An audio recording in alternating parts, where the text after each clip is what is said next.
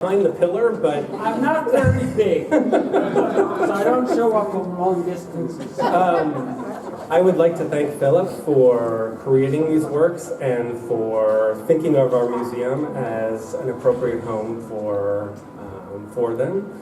I'd like to thank Dennis Davison, who you will hear from in a minute, who helped to facilitate this shidduch between Phillip and Dennis and the museum. And I would also very much like to thank Phyllis Finkelstein, a true friend of the museum, one of our docents who was in some sense the catalyst for this afternoon. It is entirely fitting that we are sitting here on the third floor of the museum overlooking Independence Mall, celebrating the dedication of sculptures that tell the story of Jewish immigration and immigration in general to the United States. We here at the museum tell the story of more than 360 years of American Jewish life, and certainly that experience has been shaped by migrations of Jews to this country beginning in the 17th century and continuing really to this present day. One of the central and defining events of that story has been, or was, the arrival of millions of Jews to this country during the era of mass migration between about 1880 and 1924. And for many of those people who came primarily in the late 19th and early 20th century, their first point of entry was at Ellis Island. The first thing they may have seen would have been the Statue of Liberty. And so Phillip's works, which celebrate that moment, are significant in their location at those places and also significant here at this museum. And what made, I suppose, and what is quite special about these works being here in Philadelphia is what happened next for those people.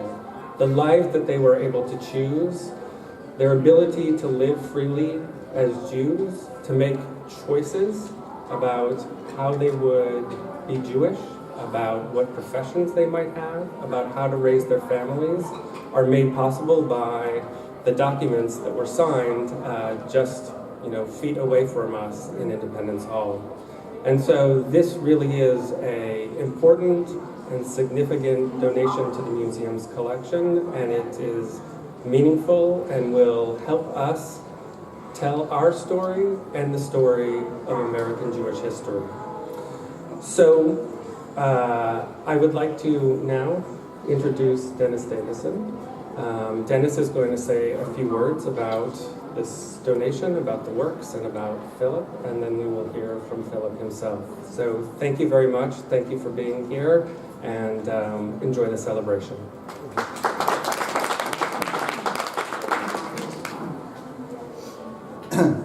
So I want to also thank Phyllis Finkelstein, our dear friend, for making this happen, her husband Gary here, and Ivy Barsky and Josh and Claire Pinjol and Julie Taylor for making this event possible. I think it's really terrific. Talking to the mic? That would be a great idea. Okay, should I start again? I hope you heard that my thanks to all people involved, Ivy and Josh and Claire and Julie. You've done such a wonderful job here. I think we can all agree that Phillip Ratner is an American treasure. How fitting that this extraordinarily talented Jewish sculptor, surely the best sculptor, Jewish sculptor of our generation, should have chosen to create these statues representing the myriad of immigrants that came through to Ellis Island. His immigrant parents' faces are amongst the statues that you see before you. And I won't say which ones, but they're there. And if you look at them carefully, I think that we can all see a bit of our ancestors' faces in these statues. they're really, really remarkable. And having in them metal that came from the Statue of Liberty is just so thrilling. It's like a chilling feeling that, you know, pieces of the Statue of Liberty are here in this fantastic museum. You know, the National Museum of American Jewish History, the pieces of the Statue of Liberty, so important to all of us, are here today. You know, these statues are representative of our ancestors. They're not of famous people, the Streisands, the Berlins, and those people. They are the average Jewish immigrant who came to America, who worked so hard, so diligently, who used their intellect and their drive to build the Jewish community in America, and that for them and for generations afterwards. And we're the beneficiaries of all of their efforts. And this museum is just a fabulous, fabulous place to represent that. Phyllis has taken us around, and one of the most enjoyable afternoons I've ever spent was to follow Phyllis around to tell the story. And I hope all of us who came up from Washington will get a chance to mingle around through the museum after this. My wife Barbara and I are privileged to donate this statue of Emma Lazarus to the museum. The sculptures, of course, are from Phillip, but Barbara and I are donating this statue. You know, but for Phillip, I wouldn't be here. It's such a dear friend. This statue is so important to us. She represents the voice of really the spirit of the Statue of Liberty. Her poem is a monumental testament to that spirit. You know, I don't know if people have read the story of Emma Lazarus's life. Some people are nodding their heads, but I'm shocked at how many people don't know about her. And she was a very shy woman who came from a very, very wealthy family, lived in Gramercy Park, New York. And she was struck by the plight of the immigrants who were coming into the city at that time, particularly the Russian Jews who were subject to such terrible oppression. And she devoted herself to working for them. She gave speeches, she made statements, and she said, let's see if I can find my quote here, that it was incumbent upon all of us to stand up together to fight the battle against anti-Semitism, against prejudice, against all immigrants. So she embraced not just the Jewish immigrants, but all immigrants who were coming to America. She wanted everyone to get involved and to make a difference. And that is so true today. Her words really are so pertinent today. It's remarkable. So I think it's really fitting that on this occasion that we take a minute, and if I can, to read the poem. The actual poem is downstairs on the first floor. Is that right, Josh? It's on the first floor of the museum, the transcript, or the manuscript of her poem. She said, talking about the new Colossus, not like the brazen giant of Greek fame, with conquering limbs astride from land to land. Here at our sea-washed sunset gates shall stand a mighty woman with a torch, whose flame is the imprisoned lightning, and her name, Mother of Exiles. From her beacon hand glows worldwide welcome, with mild eyes command the air-bridged harbor that twin cities frame. Keep ancient lands, you storied pomp, cries she, with silent lips. Give me your tired, your poor, your huddled masses yearning to breathe free, the wretched refuse of your teeming shore.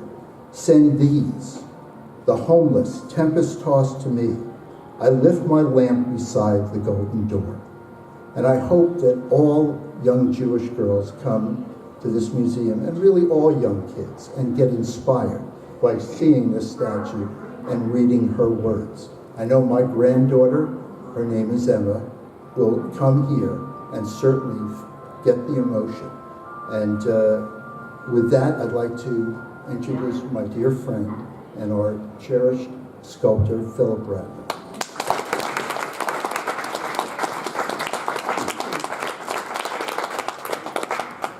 I love people my size. So anybody told me, please just stay away. My ego fills up for my lack of height. Okay, story of a little Jewish artist, because everybody has come on, many people, and say, what does this mean? Pieces of the Statue of Liberty. So we start from the beginning. I graduated Pratt Institute, went back to Washington, D.C., and taught high school, where I, for actually 20 years, in Southeast Washington, I don't know what area of Philadelphia would relate to Anacostia, but it was, and I loved it. At my very last year, and life broke well for me in terms of being able to feed 4 children. So, and they're all fine now feeding their own children. But toward the end of my 20th, in my 19th year, the Smithsonian Institution decided to open a neighborhood Smithsonian museum called the Anacostia Neighborhood Museum. And because I was already pretty well known by then, I'm a hustler. Was selling ladies' shoes was the best training in the world for success in the world. And so they asked me to meet with the new director, and maybe I had some ideas. And it came up at the end of it that I would do a show, a one-man show at the Smithsonian. That's kind of neat. And that was a long time ago. And I used a theme called Phil Ratner's Washington, made a lot of sculptures around this size of kids playing in the park, of ladies waiting for a bus stop, of mothers holding bags of groceries. So it was Phil Ratner's Washington. The nicest part of it after that was, I own none of them, is people came along and bought them all. Now that's really nice when you're feeding 4 children and planning on college for them, but also to be accepted that early on. Well, some neat lady from the Library of Congress happened to see the show with a trip from the Library of Congress and the American Folk Life Center, and said, and she introduced her. We got to be quite friendly. She said, I have an idea. They're talking about redoing Ellis Island and the Statue of Liberty. I'd like you to have lunch with the people from the Department of Interior and see whether or not possibly you could do some things like this about the story of immigration. I said, you don't have to go any further. I had all 4 grandparents well into my 20s, my favorite into my early 40s. So I knew all the stories, and I was close to all of them. I don't know how many, if I ask an audiences, because I speak often, how many of you had all 4 grandparents till you were, even any age, and then good. And it's wonderful if you want to hear the stories, etc. And so I met with the Department of Interior and the Park Service, and they had a wonderful idea. Why don't you make a whole bunch of sculptures, lend them for a countrywide tour on a huge Allied van truck, and we'll take it to parking lots at libraries and at schools and as this and as that. And I said, terrific. So I said, but I do not want to pick the subject. I don't want to pick the push, let's say one was a push cart, another was whatever they were. There were a whole bunch of different things, getting down the gangplank, looking over the rail at the Statue of Liberty. And so I said, I'd love to do that. That would be fine. I finished the first piece. In case any of you have a part-time job as a shoe salesman, I'm really good. At that point, the first person came in and said, what are you going to do with these when you're finished? I said, he said, well, I'd like to buy this one. I'd like some other people to see them all. And so, this is magic. This is what happens when you pray a lot and put on film. That's all people say. What should success have to do with it? Number one, you got to be cute. And number two, you've got to be able to let the work go. Once I finish a piece of work, I'm done. It's finished. Artists love to hold on. I can't separate from this or that. So guess what? So working with a group of historians telling me exactly what to do, I begin building this collection. And one person brought in another person and brought in another. And before I was gone, well, what was going on tour? I asked every one of those people, please, would you give this piece of yours as a gift to the Statue of Liberty or to Ellis Island, which hadn't even been fully restored yet by any means. And you get your name, the yichus of your name, at this Ellis Island forever. And they all said, okay. That's not ordinary. I also told them they will get to heaven. Otherwise, it doesn't work. So, when I was at the Statue of Liberty in Ellis Island a lot, here's your story about where did all these pieces of the Statue of Liberty come from. I think it was a group of guys in Florida paid, I believe it was only $1 million, which wasn't really a lot for them, to buy all the scrap that came off of the Statue of Liberty.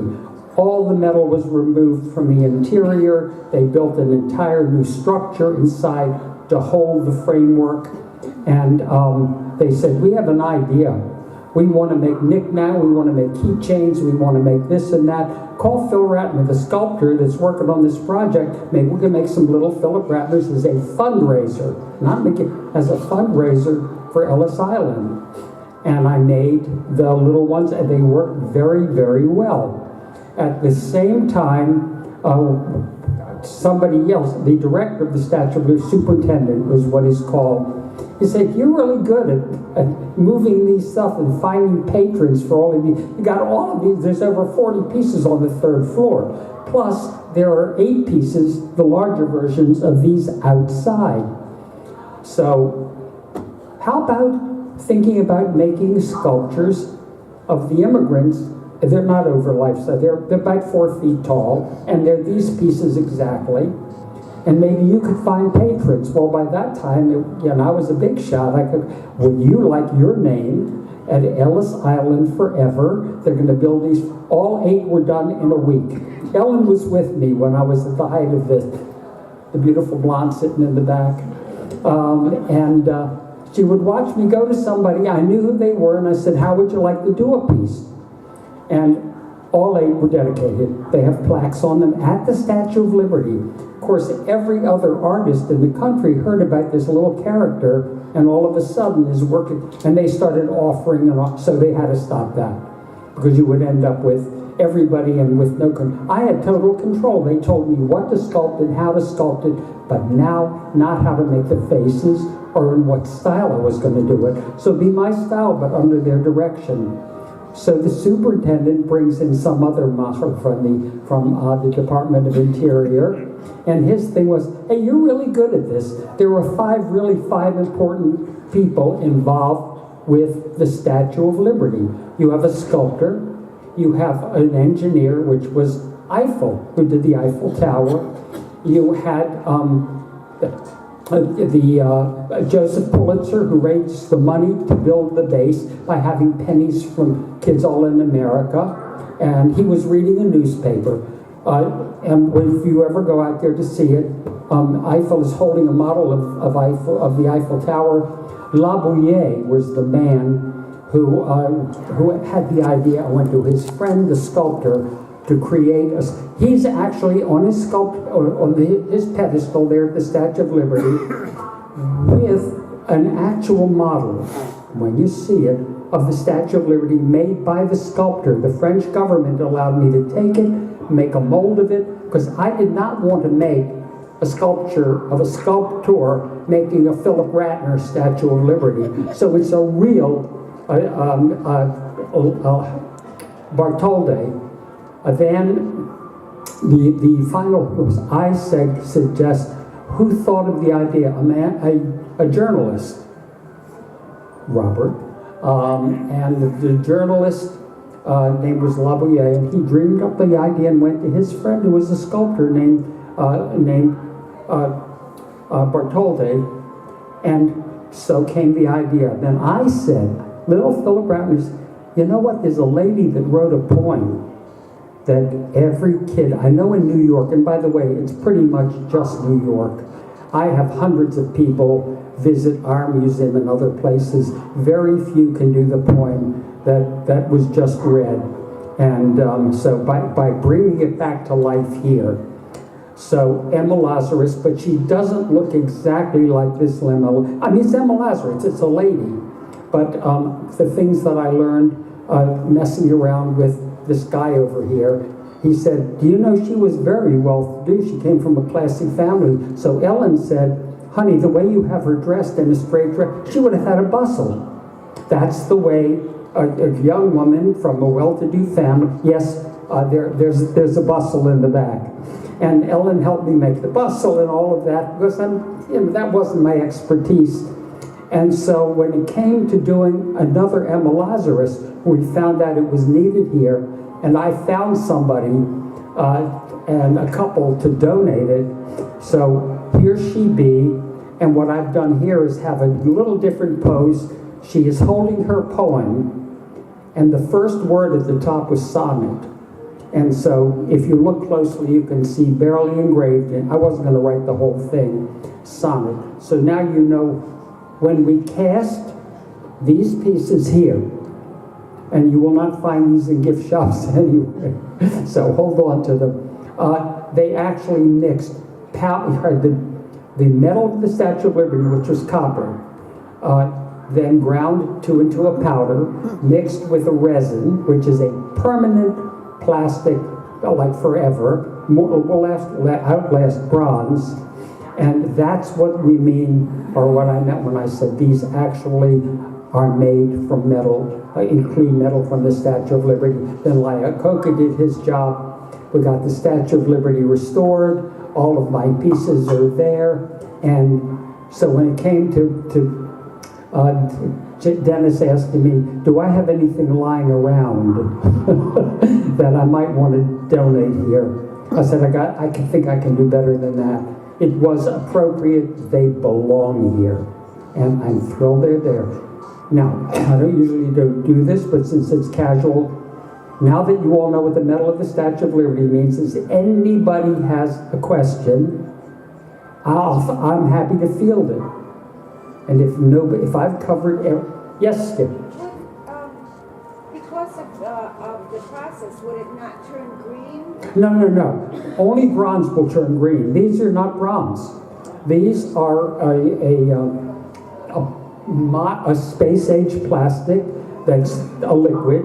You mix the material in with them, and then I've hand-colored them using a bronze patina. No, the ones at the Statue of Liberty are turning green, and Ellis Island. They clean them every few years, but other than that, so you're never going to find. But if you'd like your set done in green, I can arrange it.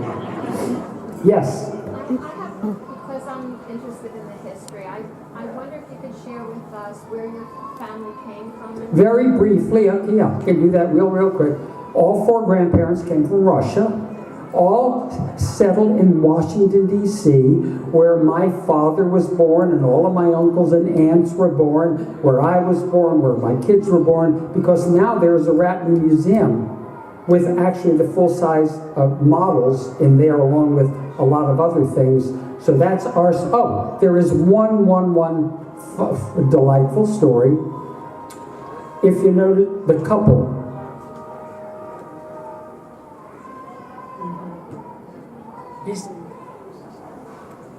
he's carrying a violin case. When my grandfather came, he joined a group of other Russian Jews, and they formed the National Symphony Orchestra. He was concertmaster.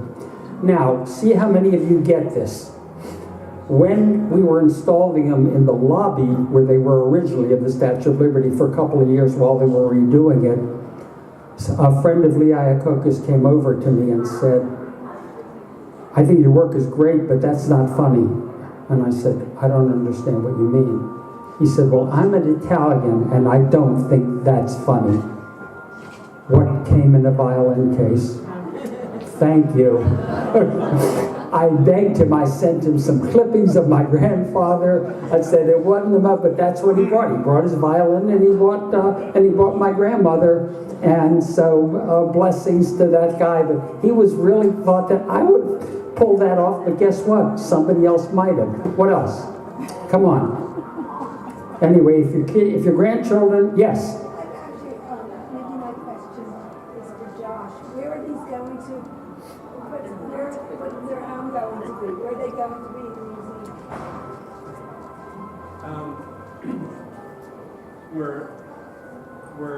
museum? Let me get Josh up.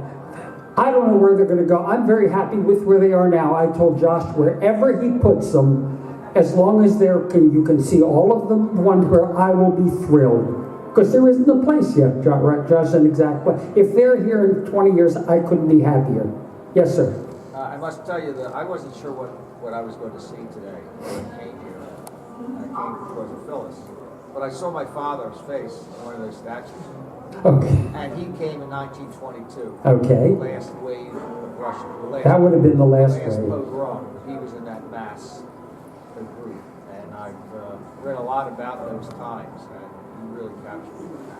Interesting about the faces, because they're not actually real people, except for my grandfather, because he had a great big nose that I loved, and I used that. But in terms of looking like, I have sat in the lobby of the Statue of Liberty, or of Ellis Island, inside or outside. Not the famous people look like the famous people, the sculptor and as Ellis Island. I have sat there when they were in the lobby because I could hear more clearly. Now they're in a park outside of Ellis Island where the names are on the wall, where somebody would come through and say, this is exactly what your grandfather looked like when he came from Italy. That's exactly what your grandfather looked like and your grandmother from Germany. That's exactly what they look like.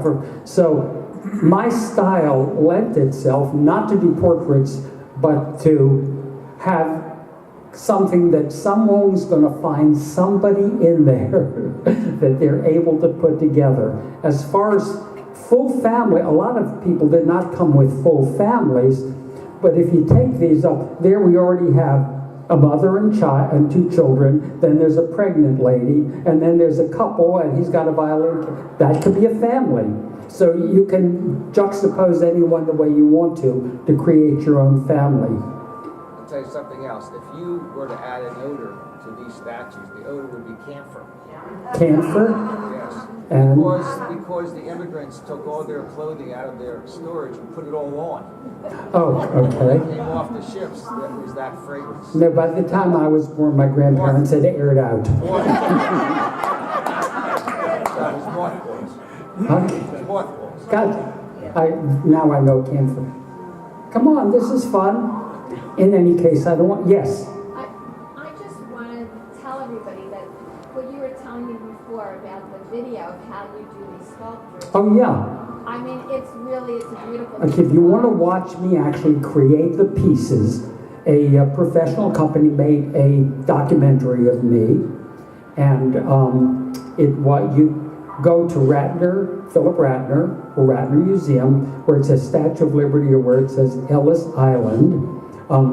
Click it on, you will see a film called Becoming Americans, which is still shown everywhere when kids are studying immigration, and you'll watch me from the welding to the modeling, to the finished pieces. The sketches for the pieces of the famous people were not done yet, but the drawings are there, and this little guy sitting there sketching.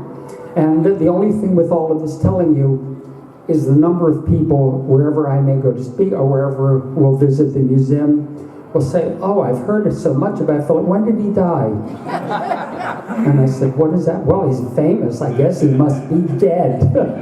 No, I'm not. Yes? I'm sorry to monopolize. You're allowed to, Phyllis. What? But Philip, I have been to Israel with many people sitting in this room. And I just would like you to speak for a couple seconds about the museum in Sfat and moving to Beersheba. Okay. Because you have such a Yiddish neshama. This is And so do they. another romantic story. The blonde sitting in the back of the room. I met her. Only blind date ever and proposed. the night I met her. 33 years later, I'm still madly in love.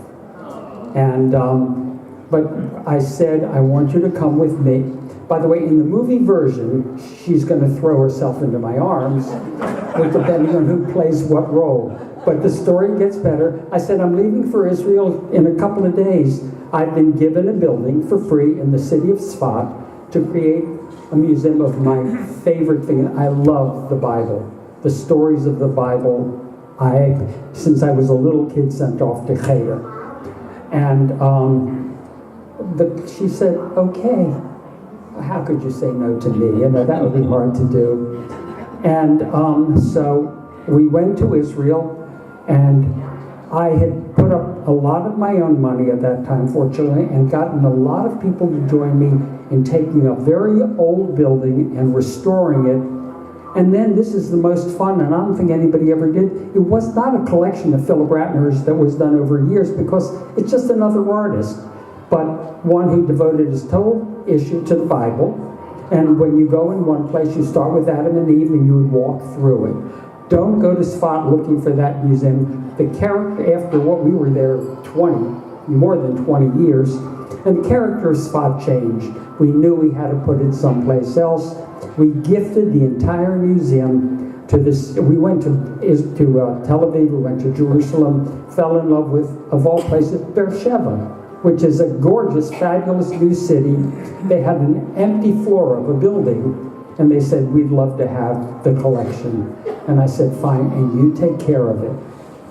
It's yours now. So that's then, if you're ever in the area of Washington or Bethesda, then my cousin Dennis, and I believe, are there hair cutteries here?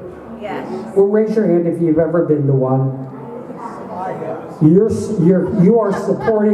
supporting the museum in Bethesda because of the fact that that's how we make that museum free to anybody with buses and kids and everything. So that's the Dennis and Phillip Ratner Museum in the Washington area that's now opening up a large venue based on music and the story of young musicians. So the love song goes on forever. I'm creating every day. As Ellen said, she knows that if I'm in bed still at 7 or 8 in the morning, something's wrong. I wake up 5:30, my head is already full of stuff, and I have to have my studio near where I am. And because of the fact of the museum in Bethesda, we used to spend eight months a time in Israel. Now with the grandchildren and the bar mitzvahs and the bat mitzvahs and all of these other good things, but we're going to start to get back to it this coming fall for sure. But we won't be involved with the museum. I gave it to a city. When you marry your kids off, don't run their life. I said, these are your kids now. You will take care of it. What else? Phyllis, you must have another question. Come on. Yes. Are there any other artists in your family? The only other artist in the family, honey, how old is 59. huh? No, but he's really not. Our young, Gabriel Ratner, who's how old? He's 11. And he lives in Chicago. 2 of our families live near us with 4 kids altogether. One lives in Chicago, he and his wife have 2 kids. The little kid, from the time he was almost, I don't know how old, started drawing on the walls. You can tell if sending kids to art classes to be inspired doesn't work at all. On the other hand, I can tell you how you know you don't have an artist. My son, who's now a grown man, with a lovely wife, with a great job, and or actually it's a career, and 2 little kids, as a little boy, had the imagination of Salvador Dali. He was amazing. He would sit for hours and draw things, etc., etc. So he went to university, got an undergraduate, graduate degree. He went to the university, to the Art Institute of Chicago, and loved it. But sometimes when you have 3 daughters coming along behind him, where Ellen always said, no girls ever care about those stupid white dresses until it gets close. Then all of a sudden, it blossoms. We knew we're going to have some weddings. So I said to Hal, who was with 2 degrees now, you got to get a job. And my daughter and son-in-law had friends that had just gone to work with Morning Star, or whatever Morning Star. We don't know what he does. I'm not clear. Except I don't support him. They're in love. They have 2 great kids.